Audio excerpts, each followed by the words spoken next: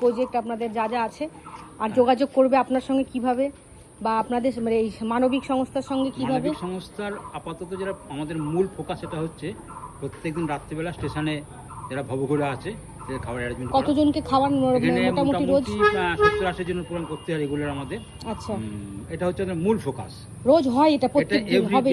কেউ করুক না করুক, স্পন্সর আপনারা করেন? আমরা করবই, স্পন্সর না থাকলেও আমরা করবই। এটা হচ্ছে মূল ফোকাস। এছাড়া আমাদের যেটা আছে কুপার্স ক্যাম্পে, মহিলা ক্যাম্প আছে, ওখানে একটা আছে, সেখানে 22 জন মতন মাসিমা থাকেন। মানে 80 বছরের উপরে সব তাদের, 70 কিছু তারা মানে কোনো সরকারি হেল্পও তারা কিছু পান না, পায় না সেরকম ভাবে। আপনারাই সেটা স্পন্সর করেন? আমরা মানে স্পন্সর করি। সেখানে আমরা প্রত্যেক মাসে রেশন দিই এবং অসুস্থ হলে তার চিকিৎসা ব্যবস্থা করতে হয় আমাদেরই। মানে রিসেন্টলি একটা অসুস্থ হওয়ার পর আমাদের এয়ারবেড কিনে দিতে হয়েছে, বেড রিটেন ভদ্রমহিলা। এটা হচ্ছে আমাদের কুপার্স ক্যাম্প গেল। আর এছাড়া আমাদের একটা আছে হোলি চাইল্ড হোম, একটা আছে, সেখানে 38 জন বাচ্চা আছে। আচ্ছা, যে বাচ্চাগুলো মানে অনাথ নয়, কিন্তু অনাথের মধ্যে তাদের গার্জিয়ান সেরকম নেই, তার ফলে এদের এখানেই থাকে, এখানে পড়াশোনা করে। এদেরকে আমরা অ্যাজ পার রিকোয়ারমেন্ট যেরকম বলে ওরা, যে ওই স্কুলের বই খাতা, স্কুলের জুতো, তারপর হচ্ছে বিভিন্ন ধরনের পড়াশোনার সামগ্রী, জামা কাপড় সামগ্রী দিতে হয়, প্লাস কিছু পোশাক দিতে হয় আমাদের।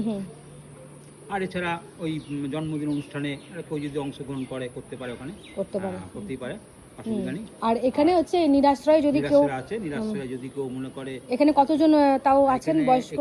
এখানে আছে আপাতত 22 জন আছে।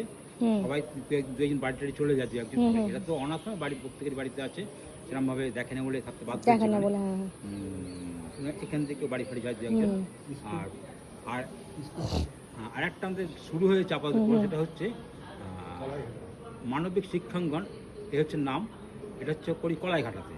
আচ্ছা, কলাইঘাটাতে আমাদের ওখানে আপাতত যেটা করছি আমরা, কিছু ওই নাচ, গান, কবিতা, আঁকা, 4টা ক্লাস করাচ্ছি ওখানকার বাচ্চাদের নিয়ে। ওখানকার বাচ্চাদের ব্যাকওয়ার্ড বলতে ফিনান্সিয়ালি খুবই ব্যাকওয়ার্ড। ওদের আর্নিংস বলতে ওই মাছ ফাছ ধরে জমি পুকুরে, এইসব ওদের মানে বাবা মারা করেন, কেউ রাজমিস্ত্রির কাজ করেন, কেউ জোগাড়ের কাজ করেন, এরকম ব্যাকওয়ার্ড শ্রেণীর সমস্ত, আর্থিক পিছিয়ে থাকা সব। এখানে আমরা আপাতত শুরু করেছি ওই নাচ, গান, কবিতা দিয়ে। আমাদের ইচ্ছাটা আছে নেক্সট ইয়ার থেকে একটা এডুকেশনে ঢোকা, মানে একাডেমিক লাইনে ঢোকার ইচ্ছা আছে আমাদের আছে।